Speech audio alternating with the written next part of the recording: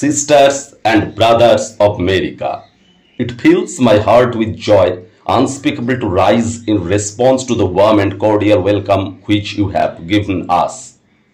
I thank you in the name of the most ancient order of monks in the world. I thank you in the name of the mother of religions. And I thank you in the name of the millions and millions of Hindu people of all classes and sects. I am proud to belong to a nation which has sheltered the persecuted and the refugees of all religions and all nations of the earth. আমেরিকার ভাই ও বোনেরা, আপনাদের উষ্ণ ও আন্তরিক অভ্যর্থনার জবাবে এখানে উঠে দাঁড়াতে পেরে আমার হৃদয় অপার আনন্দে ভরে উঠেছে। আমি আপনাদের ধন্যবাদ জানাই বিশ্বের সবচেয়ে প্রাচীন সন্ন্যাসী সম্প্রদায়ের পক্ষ থেকে। আমি আপনাদের ধন্যবাদ জানাই ধর্মের জননী ভারতের পক্ষ থেকে, এবং আমি আপনাদের ধন্যবাদ জানাই কোটি কোটি হিন্দু মানুষের পক্ষ থেকে যারা বিভিন্ন শ্রেণী ও সম্প্রদায়ের।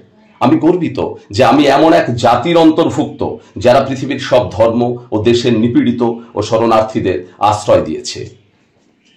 তিনি আরো বললেন, বিভিন্ন নদীর উৎস যেমন বিভিন্ন স্থানে, কিন্তু তারা সকলেই যেমন এক সমুদ্রে তাদের জলরাশি ঢেলে দেয়, তেমনি হে ভগবান, নিজের নিজের রুচির বৈচিত্র্যের জন্য সরল জটিলে নানা পথ ধরে যারা চলেছে তাদের সকলের একমাত্র লক্ষ্যস্থল কিন্তু তুমি।